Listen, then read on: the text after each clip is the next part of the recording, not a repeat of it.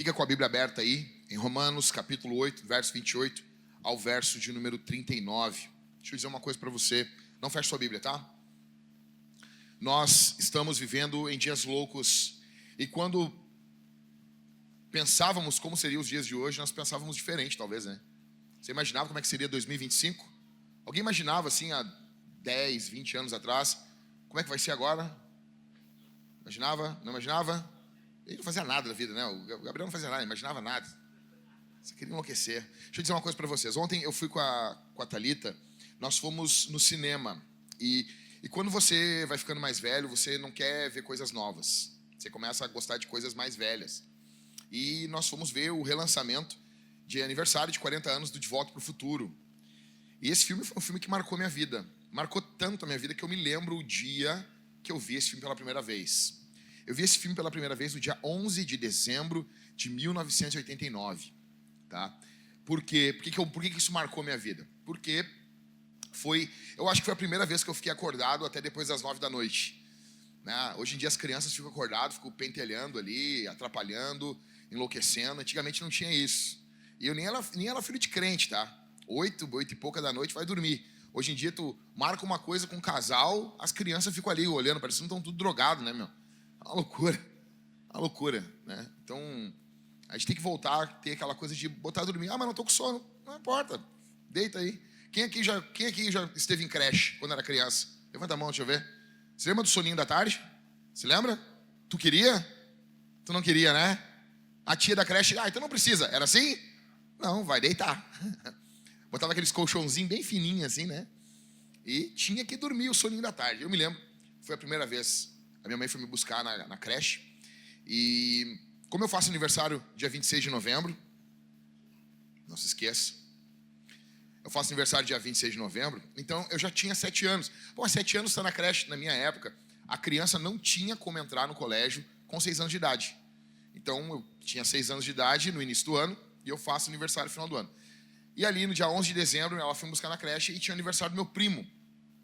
E nós vimos o aniversário, estávamos no aniversário dele e depois nos reunimos na sala para ver esse filme na tela quente. E ontem, quando eu saí do cinema, eu pesquisei. Sabe o que foi esse dia? Aí a IA do Google botou, já tinha vídeos ali mostrando o intervalo da tela quente, a propaganda, aquela propaganda da Globo, bem clássica da Globo, né?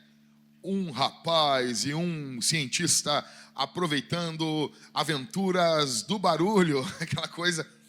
E eu me lembro desse dia, eu me lembro que eu vi esse filme sentado na parte da frente, sentado no chão, assim, na parte tinha um sofá, os adultos ali, todo mundo amontoado numa sala, e eu vi aquele filme, e eu me lembro que quando terminou o filme, perto da meia-noite, eu estava impactado, eu tinha 7 anos de idade, eu estava impactado com a ideia daquele filme. E eu fiquei imaginando, assim, como que ia ser o futuro. E no final do filme, do 1, eles mostram, a Globo foi muito esperta, né? Porque antigamente, esse filme não foi lançado em 89, tá? Ele é lançado em 85. 2 anos depois ele sai em fita VHS nas locadoras. E depois mais 2 anos saía na TV aberta. Demorava 4 anos para ter um filme. E eu me lembro que esse filme sai ali, então o filme se passa em 85 e ele volta no passado para 1955. E depois ele tem que voltar para o futuro, para 1985 de novo. E eles brincam com 30 anos adiante. 30 anos dá 2015. Em 2015, ali os carros já voam. Então eu ficava pensando, cara, como vai ser o futuro? Os carros vão voar. Imagina, a gente ficava pensando, como que as coisas vão ser no futuro? Aí tu vai lá num jogo do Inter, tu vê os colorados chegando de patinete. 2 em cima de um patinete. Né, irmão Cláudio? Nada contra. Hoje em dia tem que achar bonito essas coisas. O que tu vai olhar no futuro? O que tu vê? Bicicleta com motor. Mas uma coisa, é estranho pensar no futuro, porque o principal das coisas, do que envolve o ser humano, não mudou. Tem até um vídeo antigo da Xuxa, que ela fala com um robô, e o robô vai falando como é que é o futuro, que não tem guerra, que não tem luta, que não tem problema. Não é assim. Pelo contrário, o mundo está cada vez mais louco, porque o problema do ser humano não é um pouco acesso à tecnologia. Você pode colocar muito acesso à tecnologia, o ser humano vai continuar tendo os mesmos problemas, só que agora de forma tecnológica. Eu me lembro, eu saí do cinema ontem assim, depois eu quero falar com os homens. O filme basicamente ali é uma jornada, né, de um rapaz e de um pai. É muito bom, é muito bom. E eu fiquei pensando nesses 40 anos, olhando para trás, né, esses 30 e poucos anos desde que eu vi o filme, 36 anos atrás, pensando na bondade de Deus, na graça de Deus, nesse tempo na minha vida. E talvez quando você olha para o passado, você não vê isso. Você talvez nem imagina, nem faz esse exercício de olhar para o passado e ver a bondade de Deus na tua vida. Isso de alguma forma tem deixado você depressivo, angustiado, com uma visão errada de si mesmo. Só que eu quero que você aqui nessa tarde você não seja dominado pelo espírito do medo. Eu quero que você tenha coragem para enfrentar esse mundo. Eu quero que você saiba do cuidado de Deus com a tua vida. Eu quero que você saiba quem você é. A Bíblia vai falar, o apóstolo Paulo vai chamar os cristãos de mais do que vencedores. A Bíblia usa várias vezes esse tipo de linguagem, como no Antigo Testamento, falando que nós somos mais do que felizes ou bem-aventurados. A questão que fica aqui é como que nós nos enxergamos para conseguirmos viver no mundo que nós estamos vivendo. É como que nós enxergamos a nós mesmos. Nós precisamos inevitavelmente enxergar a nós mesmos com base na Escritura, com base na Bíblia, e não com base no que as pessoas falam de nós, ou até com base no que nós pensamos de nós, ou com base naquilo que nós sentimos sobre nós. Muitos aqui têm uma imagem de si mesmo baseada no que está sentindo, e isso varia. Você está bem um dia, você está mal no outro, isso vai variando a forma como você pensa de você mesmo. Romanos capítulo 8, verso 28 diz: sabemos que todas as coisas cooperam para o bem daqueles que amam a Deus, daqueles que são chamados segundo o seu propósito. Em primeiro lugar, você é mais do que vencedor por causa da fé. Vira para quem está do seu lado e diz assim: você, mas de verdade, vai, fala com ânimo mesmo. Faz de conta que é a primeira vez que um pastor pede para tu fazer isso. Você é mais do que vencedor por causa da tua fé.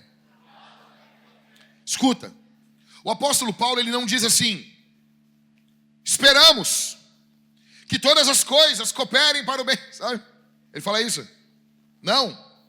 Ele não fala assim: olha, eu suponho que todas as coisas cooperem para o bem. Eu não posso afirmar. Nós temos muitos pregadores hoje em dia tímidos. Eles têm medo de afirmar coisas. Eles têm medo de decretar, de falar o que a palavra diz. Não podemos saber. Ninguém sabe o coração de ninguém. Não, acho que a gente sabe o coração das pessoas sim. Não sempre. A Bíblia diz que o coração alegra, formoseia o rosto. A Bíblia diz que a boca fala do que está cheio o coração. A gente consegue, não de todo mundo, alguns são muito fingidos, mas de uma grande número de pessoas, a gente consegue conhecer o coração dela pelas suas ações, pelas suas atitudes, pelas suas palavras. Paulo está dizendo, o apóstolo lindo, maravilhoso apóstolo Paulo, ele não está dizendo: olha, eu espero, eu acho que todas as coisas cooperam para o bem. Ele não diz isso. Ele diz: sabemos. Eu sei. A palavra aqui no grego é uma palavra exata. É uma palavra que era usada no mundo antigo para uma palavra matemática. Sabemos. Eu sei que todas as coisas, que algumas coisas, que um pedacinho de coisas. Todas. Essa semana que passou, eu tive uma audiência. Não posso entrar porque você sabe o que é, né? Estão acusando o pastor de vocês de ser homofóbicos. Tá bom?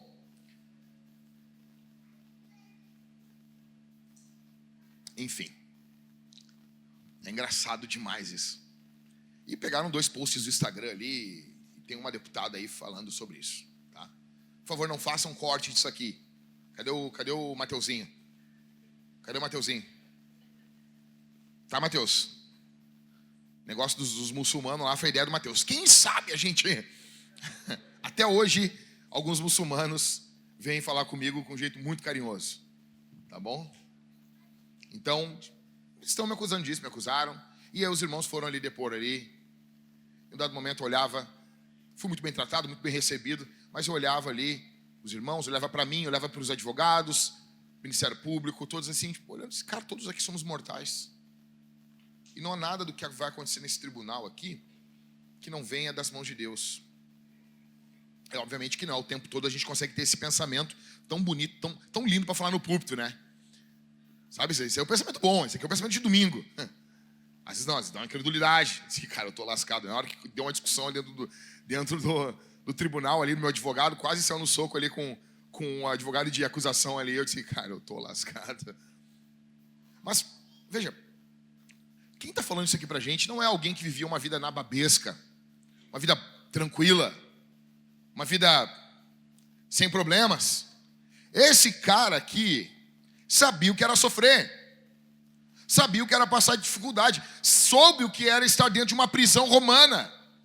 Ele está dizendo que nós sabemos que todas as coisas cooperam para o bem. Há uma conspiração no céu ao teu favor. Deus está trabalhando em todas as circunstâncias da vida. Tudo tem um propósito, não é em vão, não é vazio. Você tem noção disso, cara? Isso é poderoso demais. Isso é muito poderoso. Eu sei que é bonito hoje. Nós temos ali, tem um cara que eu gosto pra caramba dele, o Pondé, né? Pondé é sensacional, eu gosto muito de algumas coisas que ele fala, mas ele é um cara que ele não vê propósito na vida. Ele fala, não tem, o sofrimento não tem propósito. Ele vai falando isso, niilista.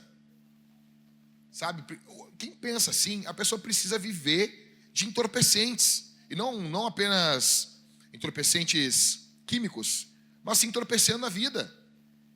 O apóstolo Paulo, ele não diz isso. Tá, mas assim, eu quero entender melhor isso aí, pastor. Eu quero entender melhor, como assim? Como que isso coopera?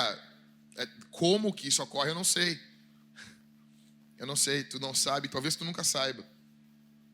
Qual é o nosso alvo aqui? O nosso alvo agora é se reunir e tentar, porque a maioria das coisas que a gente fica sabendo depois que ela acontece.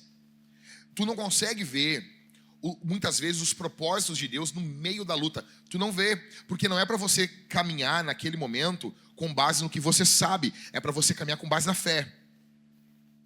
Então, você está no meio da luta. Você só quer sobreviver. Você está no meio de uma tempestade no deserto. É poeira para todo lado. Qual é o segredo? Seguir caminhando. Seguir caminhando. O alvo nosso aqui não é prescrutar os mistérios. Qual é o nosso alvo, então, no verso 28? O que diz aí? Sabe quando ela vai ficando velho, o cara vai falando isso, né? A pessoa nem perguntou nada e o cara, Porque aí tu força a pessoa a perguntar, né? Tu força ela a falar. E tu quebra uma pessoa mais velha quando a pessoa faz assim, e tu diz, não falei nada. Não falei nada. Mas eu estou falando com uma pessoa mais velha que eu, daí ela usa esse mesmo recurso que eu, só que ela usa mais vezes, né? E ela fala, E eu, não disse nada. Não falei nada. Aí eu estou criando uma para resolver essa, né? Aí tu então fala. Não falou, mas fala então. Fala. Sabemos que todas as coisas cooperam para o bem daqueles que amam a Deus, daqueles que são chamados segundo o seu propósito. Qual é o nosso alvo aqui nesse texto? Amar a Deus. É prescrutar? É tentar entender como que tudo se conecta na tua vida? Sim? Não? Qual é o teu e o meu alvo aqui? Amar a Deus. Deus está trabalhando a moda louca na tua vida? Com várias, vou fazer isso e aquilo outro. É assim? Sim ou não? Não. Deus está trabalhando na tua vida segundo o propósito dele. E o apóstolo Paulo diz que a gente o quê? A gente sabe. Tu sabe disso? Não sei. Não sei se tu sabe. Eu sei. Tem uns aqui que sabem. Você sabia disso? Você sabia que todas as coisas vão e já estão cooperando para o teu bem? Sim ou não? Sim? Dá um calorzinho, né? Sabe? Alegriazinha. Então, em primeiro lugar, nós somos mais do que vencedores por causa da nossa fé. Em segundo, nós somos mais do que vencedores por causa do eterno propósito de Deus. Verso 29 e verso 30. Aí o apóstolo Paulo fala: pois aqueles que Deus de antemão conheceu, Ele também predestinou para... Repete comigo assim essa palavra. 1, 2, 3, predestinou, tá? Essa palavra é linda demais. 1, 2, 3. Predestinou. Mais uma vez. Predestinou. Para serem conformes à imagem de seu Filho, a fim de que ele seja o primogênito entre muitos irmãos. E aos que predestinou, a estes também chamou. E aos que chamou, a estes também justificou. E aos que justificou, a estes também glorificou. Veja, qual é o propósito de Deus? Qual é o propósito de Deus? É tornar você rico? Sim ou não? Não. É tornar você famoso? Não. É fazer de você uma estrela do rock? Sim ou não? Uma estrela de cinema? É fazer você ficar conhecido, milionário, você prosperar. Tudo isso é bom, né? É muito bom. E Deus não está querendo sacanear a tua vida aqui, mas isso não é o propósito de Deus. Olha para mim aqui, olha para mim. Todo mundo olha para mim aqui. O propósito de Deus é tornar você santo. Ah, pastor, fica tranquilo que eu vou te explicar isso aqui. O propósito de Deus é tornar você santo. É tornar você parecido com Jesus. Tá? Esse é o alvo. Esse é o alvo. Veja, e se esse é o alvo de Deus para a minha vida, qual devia ser o meu alvo para a minha vida?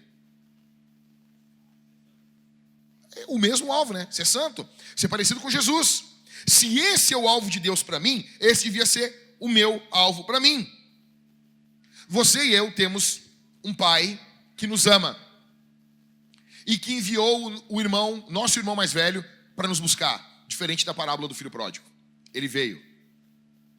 Então, veja, pega essa pedrada aí comigo aí. Libera aí, Cruzebeck. Fica ligado aí. Vamos lá. Primeiro, vamos lá.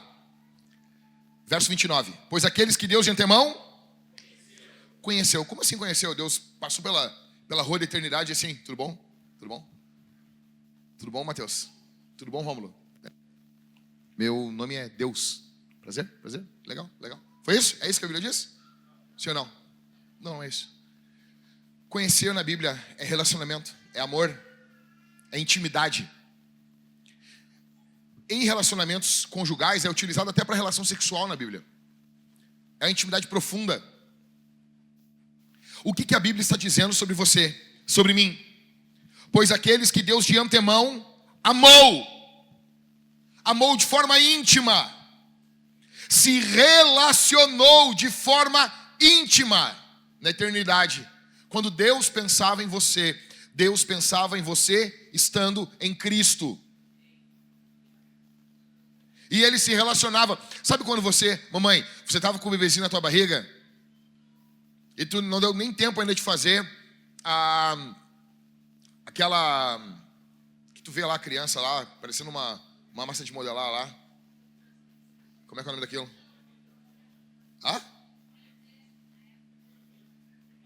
Ecografia. Ecografia 3D. 3D? Só é legal. Gente, deixa eu falar um negócio pra vocês.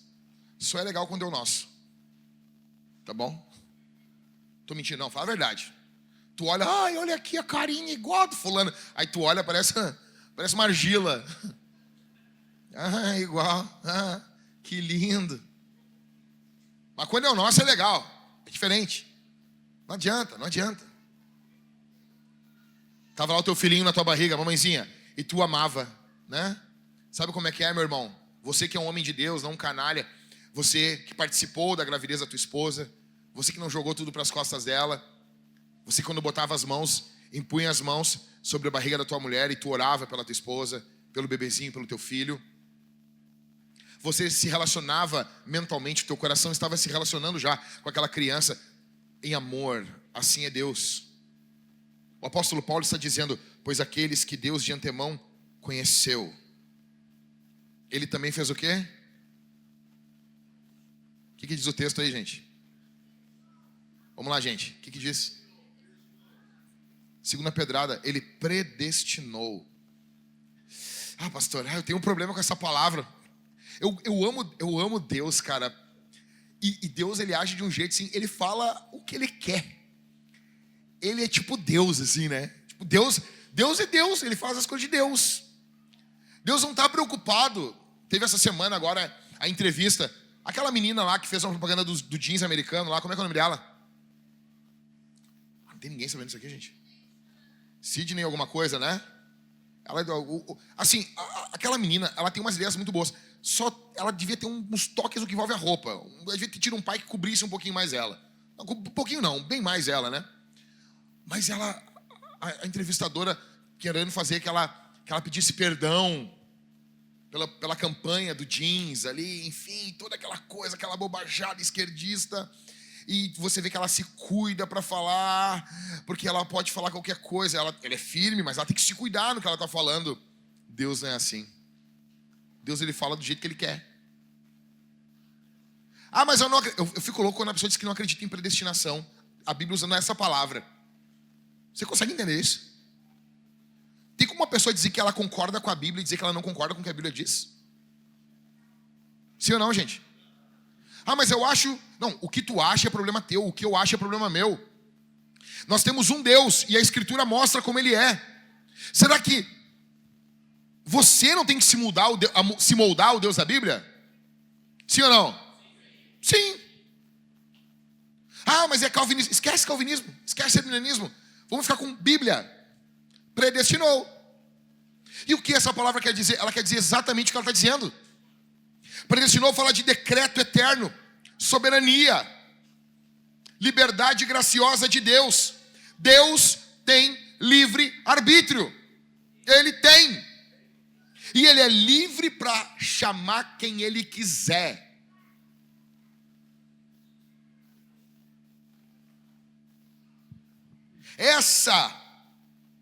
O motivo da nossa fé é a predestinação.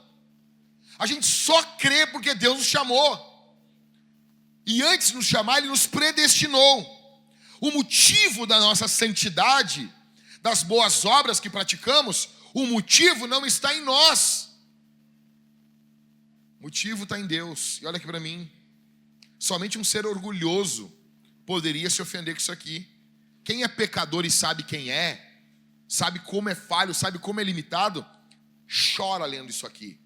Porque sabe lá no íntimo que sem isso, você nunca estaria do lado de Jesus. Você fez força para ficar longe de Jesus e você não conseguiu. Você pecou, você se esforçou. Você em algum momento na sua caminhada quase que tentou exorcizar Deus da tua mente. Mas aonde tu ia, Ele estava lá, te perturbando com o poderoso, violento e brutal amor. Tem como uma filha minha dizer para mim, me deixa? Não tem como. Onde ela for eu vou estar. Ele nos predestinou. E aos que predestinou, Ele também. Terceira pedrada. Ele chamou. Deus ama. Deus predestina. E porque Ele amou, Ele predestinou. E porque Ele predestinou, Ele chamou. Que chamado é esse? É o chamado da pregação do Evangelho? Não. Esse aqui é o chamado externo. É para todo mundo. Há um chamado externo. Só que enquanto eu estou pregando o Evangelho, tem pessoas assim, nem assim.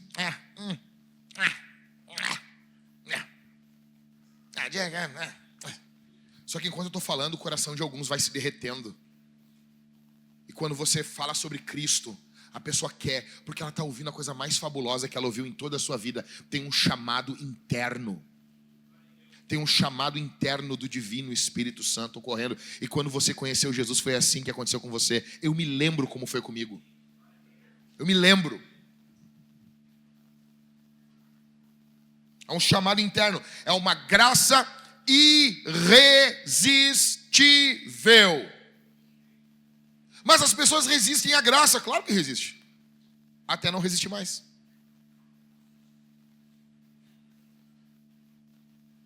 E aos que chamou, e aos que amou, ele conheceu, né? Aos que conheceu, ele predestinou. Então ele ama, predestina e ele chama. E aos que chamou, ele também o quê? Justificou. O que é a justificação?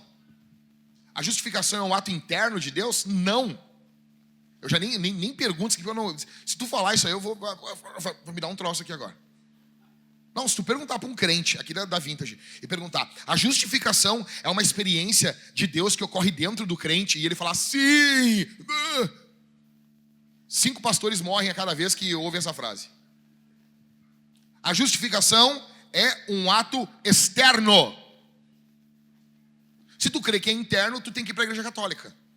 A principal diferença entre nós, os católicos, não são imagens, não é nem Maria. Tá bom? Ok? É uma diferença. É uma grande diferença. Só que não é. A principal diferença entre protestantes e católicos é a doutrina da justificação. A principal diferença.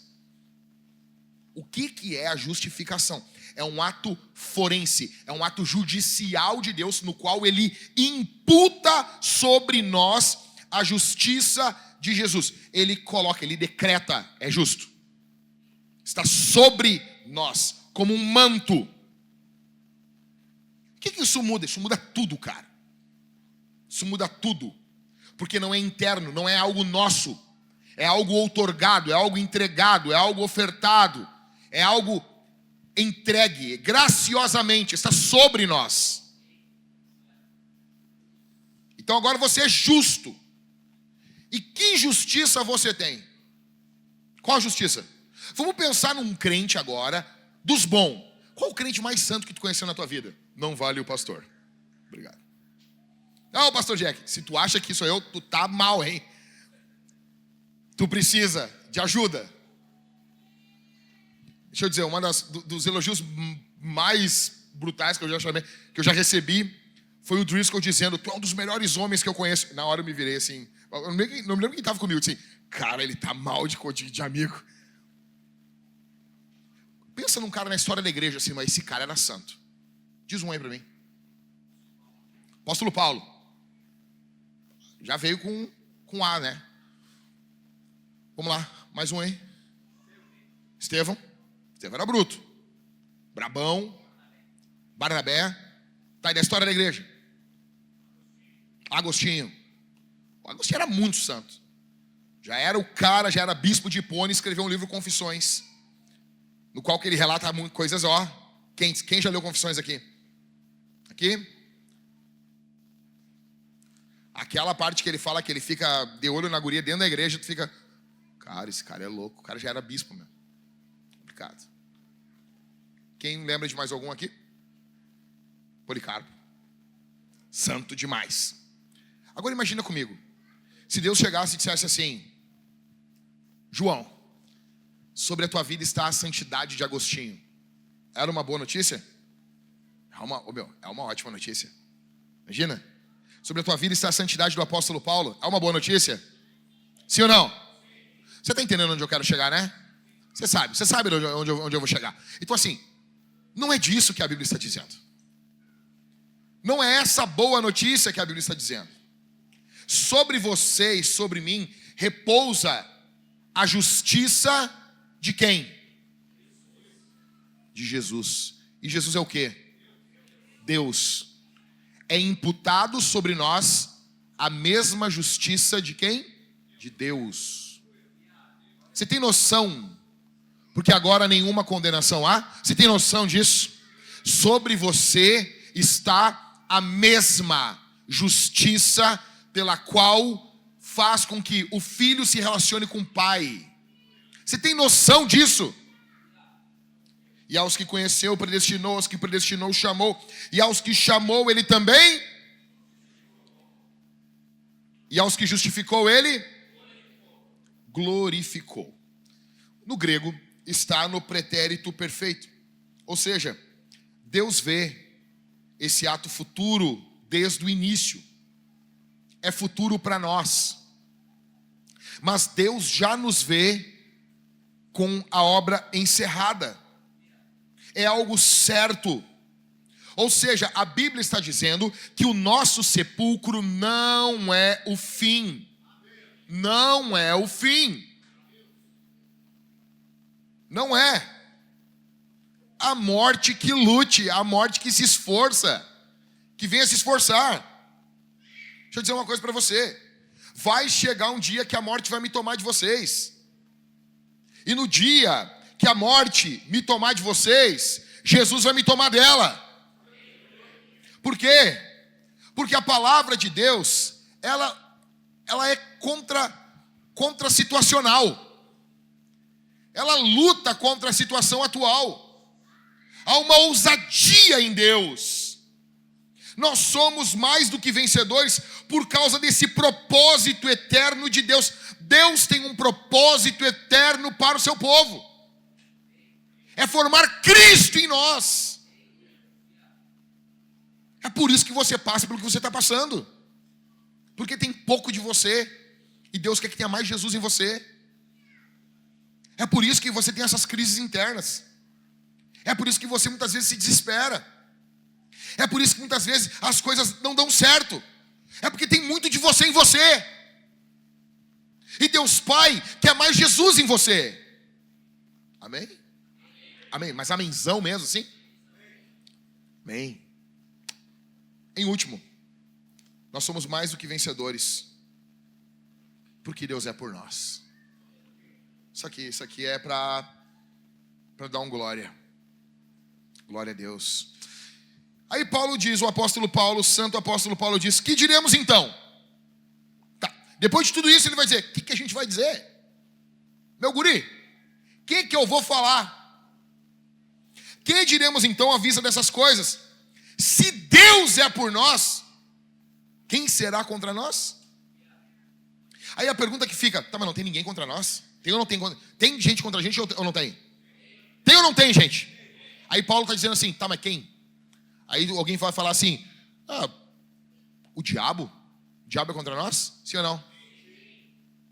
Daí Paulo diz assim, tá, mas quem? Aí tu vai falar uma outra situação, mas isso é contra nós? Mas isso é contra nós? E o apóstolo Paulo vai continuar perguntando, quem? Você lembra aquela quando o Maicon perguntou do Dourado? É Dourado, né? Não? Era Dourado? Ô Dourado, o que tu acha aí do Dourado que falou mal de ti, não sei o que? Ele, quem? Aquela cara assim, quem? Imagina o apóstolo Paulo perguntando assim, esquece que você é colorado, esqueça. Não adianta, minhas ilustrações vão ter que pende um pouquinho, sabe? Mas é bem pouco, tá, gente? Bem pouquinho. Os colorados tudo triste aqui, né, meu? Quem? É isso. Quem? Verso 32. Aquele que não poupou o seu próprio filho, mas por todos nós o entregou, será que não nos dará graciosamente com ele todas as coisas? Você tem noção de que é isso aqui? Deus não poupou Jesus e deu ele por vocês, por mim, por nós. A Isabel sempre lembra disso aqui. Ela sempre assim, papai, se Deus deu Jesus, ele pode dar tudo para nós, né? Eu sim, é verdade. Teologicamente ele pode.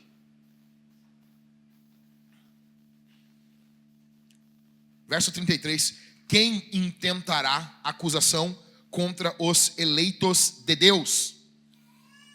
É Deus quem os justifica. Quem os condenará? É Cristo Jesus que morreu, ou melhor, quem ressuscitou, o qual está à direita de Deus e também intercede por nós. Quem nos separará do amor de Cristo?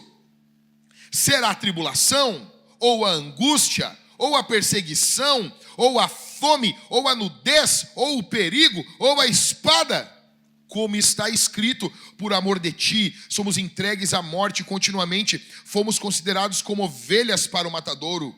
Em todas estas coisas, todos esses sofrimentos aqui, porém, somos mais que vencedores, por meio daquele que nos amou.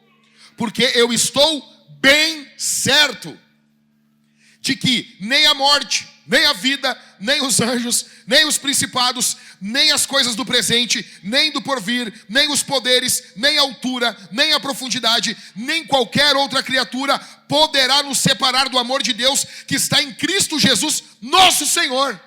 Uau! Uau! Verso 31.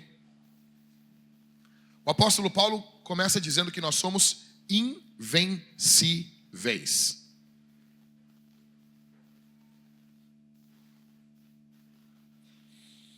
Não tem como vencer um crente.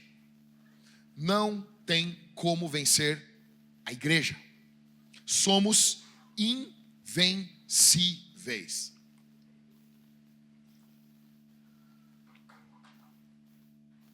Invencíveis. Em segundo, ele diz que nós temos tudo o que precisamos para vencer. Verso 32 diz que ele entregou o Filho, a coisa mais valiosa, a pessoa mais amada, foi entregue. Tudo, olha aqui para mim, tudo o que você precisa para vencer, Deus já deu para você. Talvez você não entenda, porque você está considerando vitória aquilo que Deus não chama de vitória.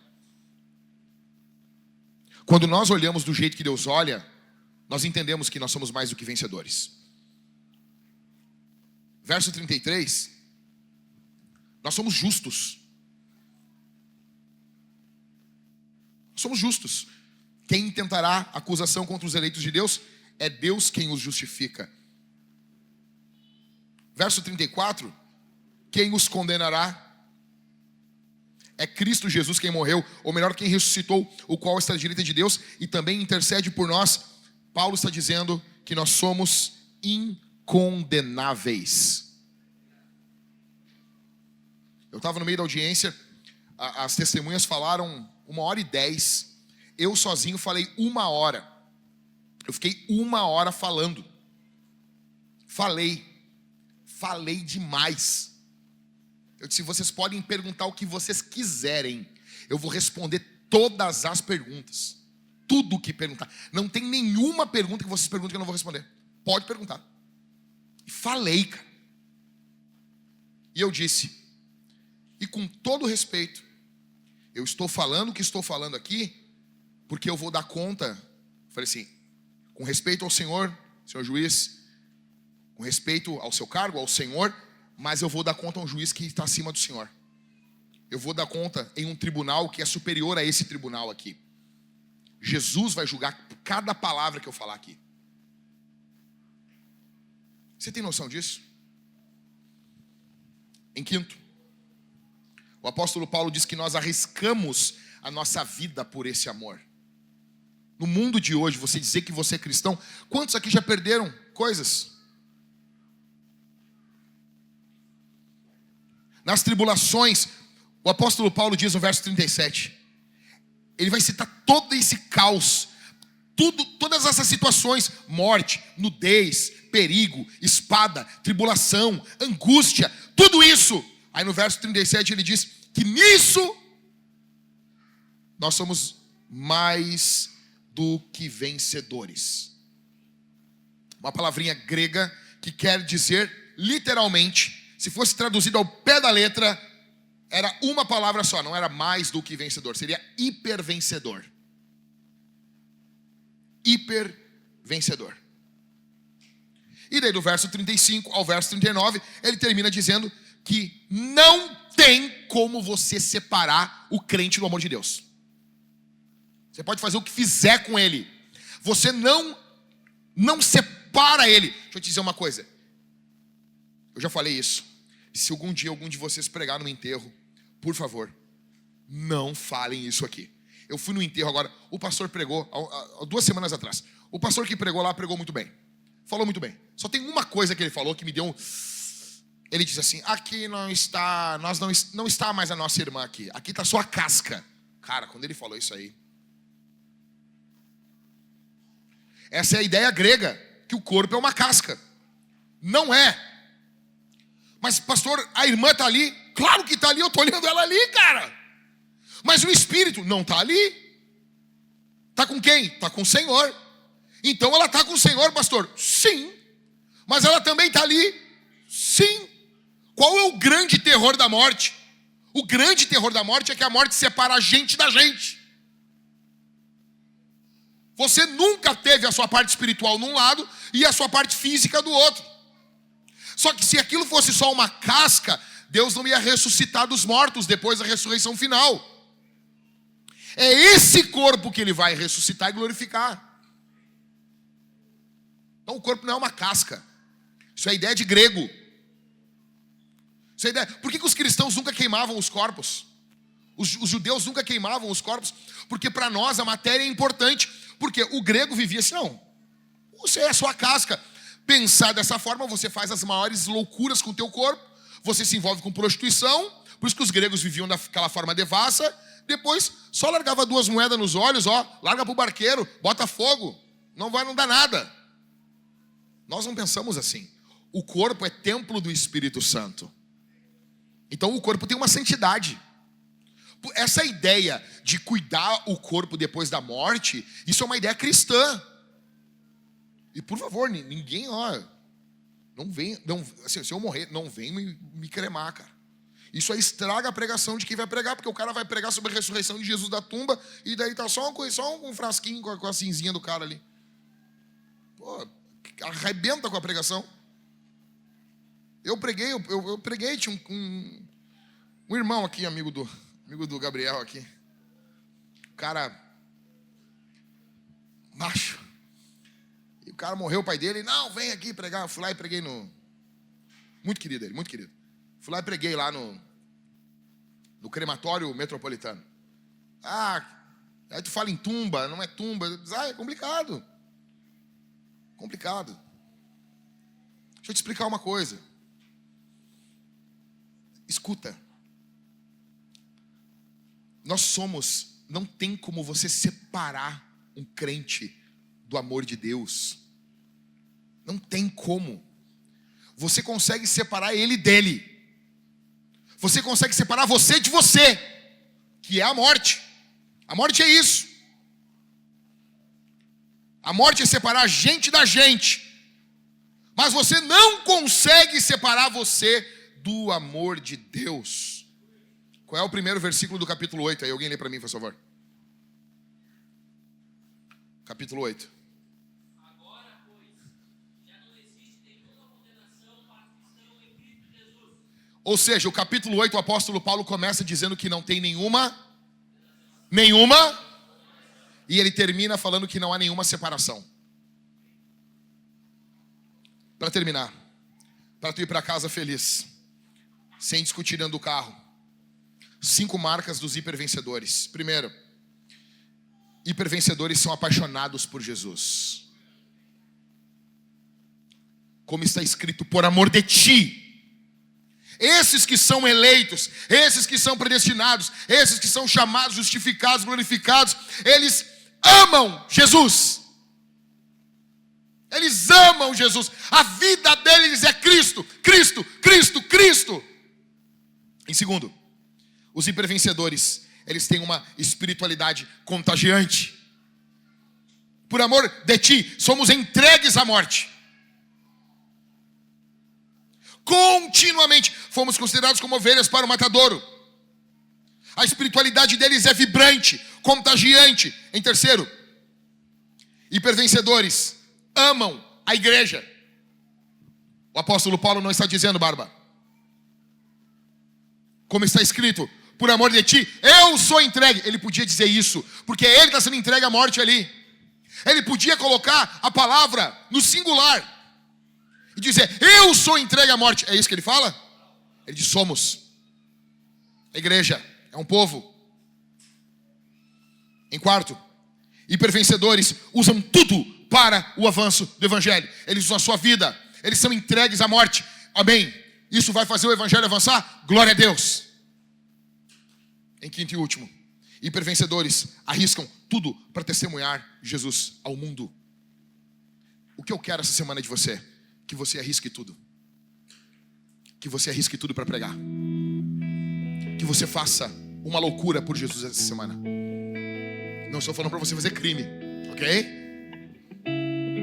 Tá bom, Mateuzinho? Não estou falando para você fazer algo que desonra ao Senhor. Estou falando para você fazer alguma coisa que você, não, a minha honra. Eu quero que você faça algo. Eu quero que você arrisque algo pelo Evangelho essa semana. Amém? Amém? O Espírito Santo coloca pessoas no teu coração agora. O Espírito Santo conecta pessoas. Deus fez a maior parte. Está tudo feito. Tetelestai. Está tudo pago. O que nós temos que fazer é testemunhar o que Deus fez agora. É contar aos outros. É falar aos outros. Deus deu um celular para você. Deus deu um WhatsApp para você. Deus deu uma rede social para você. Se você tem medo de aparecer, você pode escrever. Se você tem medo de escrever, você pode pedir para alguém fazer um vídeo. Você pode fazer um texto. Você pode fazer uma poesia. Você pode mandar um louvor para uma pessoa. Você pode dizer, eu estava orando e eu pensei nesse louvor e eu lembrei de ti. Estou em oração pela tua vida, que Deus te abençoe. Você arrisca tudo. E isso é apenas o início de arriscar tudo por Jesus. É o início. É apenas o início. O início. Eu quero que você faça algo por Jesus essa semana. Pontual. O que você vai fazer por Jesus essa semana? O que você vai fazer por Cristo essa semana? O que da tua vida você vai arriscar por Jesus essa semana? Olha aqui para mim. Olha para mim aqui. Olha aqui. Eu estava com os irmãos ali. Foi demais.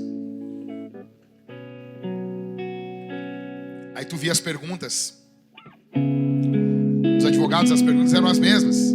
Aí sentava um irmão, depois sentava outro e tu, já o coração de pastor dói assim. Aí eles perguntam assim: Gabriel, tu segue o pastor Jack nas redes sociais? Tu costuma curtir, comentar e compartilhar as publicações dele? Sim, Gabriel. E tu curtiu essa aqui? Tu compartilhou essa aqui? Tu entende a maldade? O cara tá sendo processado por isso aqui. E eles perguntam se eu curti isso aqui, se eu comentei isso aqui, tá entendendo, Orives? A pergunta era assim, né? E eu tinha que ficar parado ali. E tu olha, uns ficavam mais nervosos, outros não. Olha, se eu não tivesse ali, uns diziam, eu nem conheço esse homem. Mas tu fala do jeito dele, tu anda parecido com ele. Assim, não. Na terceira um galo canta. Parecia um galo no meio do tribunal, assim.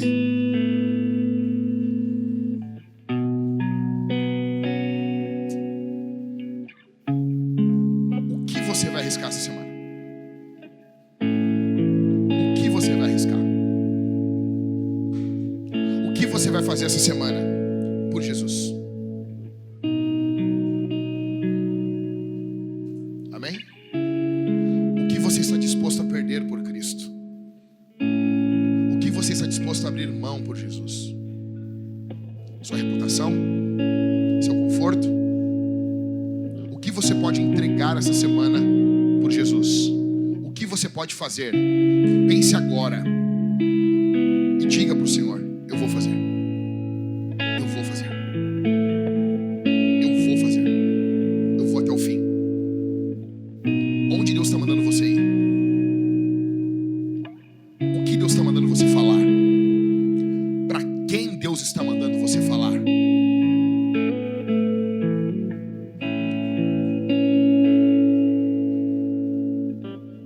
Você tem vergonha? Você é tímido? Pastor, mas eu sou tímido. A Bíblia diz que os tímidos vão ficar de fora. Não, mas vai vir um teólogo aqui e eles vão explicar para você que tímido não é tímido. Eu amo isso nos teólogos. Eles vão explicar de um jeito para você que vai botar você, vai deixar você mais tímido ainda e mais confortável. Sinto muito te dizer, é sim timidez o que envolve compartilhar o Evangelho. Esses vão ficar de fora. Mas Jesus é tão bom que Ele avisa a gente antes pra gente não ser. Amém? Ah, pastor, mas isso me perturba. Deus não pode perturbar você. Ele fez tudo isso. E você não pode ter sequer uma perturbaçãozinha. Uma bem pequitinha. Nenhuma essa semana. Ele pode dar uma bagunçadinha na tua agenda. Sim ou não? Ele é Deus. Ele é Deus. Nós somos entregues à morte. Ele nos chama para um povo, para uma igreja. E Ele envia você essa semana. Nós vamos responder esse sermão. Escuta, escuta. Nós vamos responder esse sermão. Em primeiro lugar, nós vamos ofertar ao Senhor. Nós vamos dizimar de forma alegre. E alguém pode dizer, o que isso passa pelo dinheiro? Tudo na vida cristã passa por tudo da nossa vida. E dinheiro é algo muito bom para tu citar num momento como esse. E olha para mim aqui, olha para mim, sem movimentação, olha para mim. Olha para mim. Dinheiro, o bolso, fala também sobre o que nós valorizamos. Infelizmente, o coração de muitos é captado, cooptado pelo dinheiro, por mamon. E você vai se tornando uma pessoa avarenta.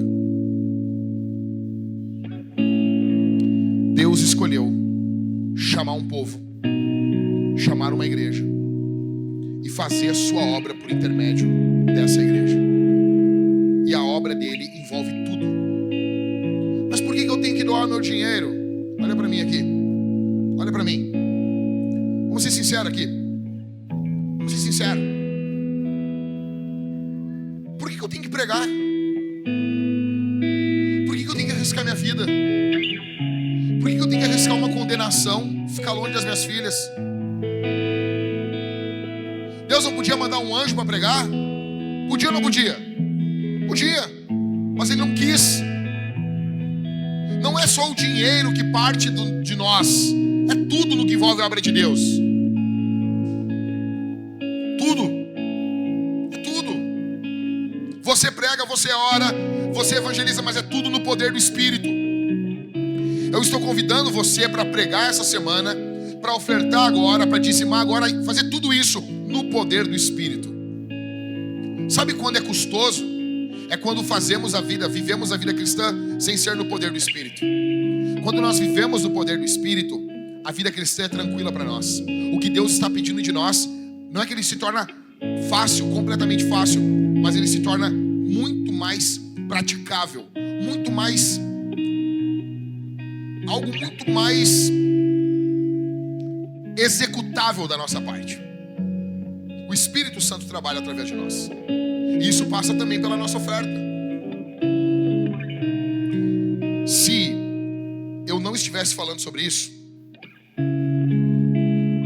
você mesmo assim, cheio do Espírito Santo, deveria almejar chegar no domingo, ter a oportunidade para cantar. Você deveria vir de casa louco para cantar para Jesus com teus irmãos. Deveria chegar aqui com o coração ansioso por ouvir a pregação e o coração ansioso para ofertar e dizimar. E se não fosse falado, você deveria pedir uma oportunidade. Pedir uma oportunidade. Deus está fazendo a sua obra. E Deus chama você a se envolver nesse momento. Em segundo lugar, nós vamos comer desse Jesus, beber desse Jesus. Você vai sair do seu lugar e você não vai cear como se fosse só mais um momento da ceia. Não, você vai pedir perdão pelos seus pecados, perdão pela sua avareza, perdão pela sua teimosia, perdão pela sua timidez. E você vai pegar o pão, mergulhar no vinho ou no suco e vai comer e beber de Jesus. Vai fazer isso em arrependimento. E em último lugar, você vai cantar com a sua família. Você vai se preocupar se os seus filhos estão cantando. Você vai cantar a Jesus. E você vai, depois do culto, voltar para sua casa meditando no que você ouviu. Meditando no que você ouviu. Não se apresse para sair da presença de Deus. Nós que temos crianças pequenas, nós temos um grande problema. Isso é uma coisa que eu não suporto, que eu fico louco. É você estar falando, lendo um texto da Bíblia, aí termina, ou no meio da leitura, acontece muito, em casa, com irmãos, alguém terminou a leitura, tu está lendo sobre Abraão, terminou a leitura, a pessoa assim, cara, temos que pagar a conta lá da Leroy Merlin. Eu disse, ô Satanás, fala um pouquinho do texto, conecta o texto a Leroy Merlin. Eu fico louco com isso, cara. Tu tá sentado às vezes num grupo de homens, tu vai ler um texto da Bíblia, termina o texto da Bíblia, agora vamos para as coisas reais. Velho,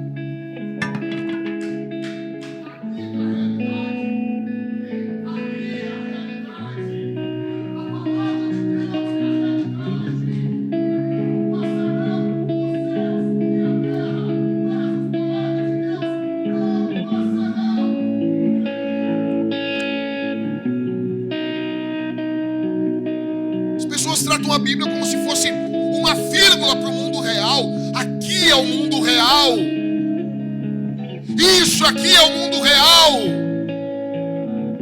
Ninguém está negando que você não tem que pagar a Leroy Merlin. Vai e pague. Não deixe de pagar. Fiz o cartão da Leroy Merlin lá. No dia, eu pensei, o vencimento era 6 dias depois. Os caras, eu fiz o cartão, fiz uma compra. 6 dias depois já estavam me cobrando a primeira fatura. Eu disse, cara, que loucura, que ânsia, hein? Agora eu fui lá passar, não passou. Eu disse, moça, por que não passou? Não, porque estava uma fatura em atraso. Eu, não, mas não tem como. Eu fiz agora. Eu dei uma semana, o morto nem esfriou ainda. E a mulher, não, já está atrasado tantos dias. O senhor vai pro Serasa, pro SPC. Eu disse, não, tá louco, mas o pastor não posta nesses lugares aí. Eu não posso, minha religião não deixa. Aí eu olhei, disse, imagina. Então eu não estou negando. Aí eu fui lá e paguei R$200, imagina. E eles me xingando lá, paga os seus R$200. Eu, tá aqui, pega aí. Então paga Leroy Merlin. Eu não estou falando que você não vai viver as coisas do dia a dia. Eu sei, eu só quero que você conecte a Bíblia a tudo da sua vida. Isso aqui está aqui por um motivo. Toda a escritura é inspirada por Deus e útil para nós, útil para você, para preparar o homem de Deus para toda boa obra. Amém, meus irmãos? Feche seus olhos. Pai, abençoa teu povo. Encoraja teu povo essa semana para pregar o Evangelho. Tem irmãos aqui que têm medo.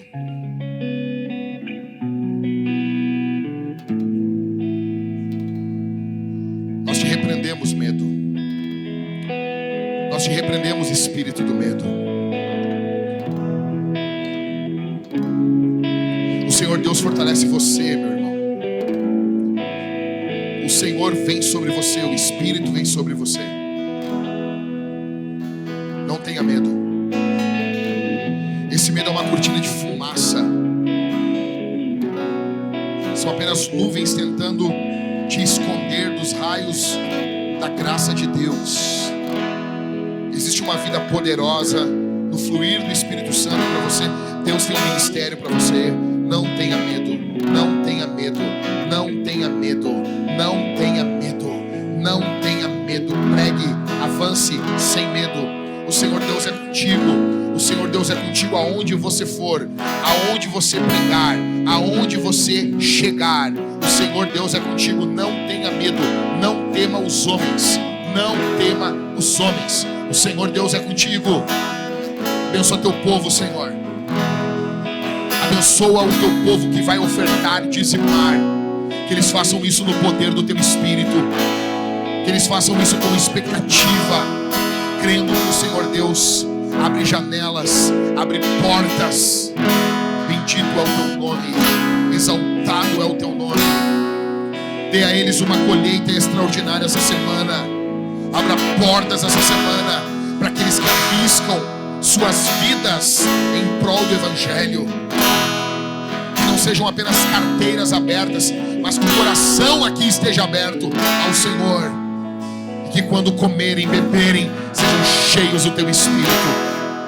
E cantem a até que o Senhor venha. Bendito é o teu nome. Aplauda o Senhor Jesus, meus irmãos. Fique de pé, glorificando, exaltando o nome de Jesus.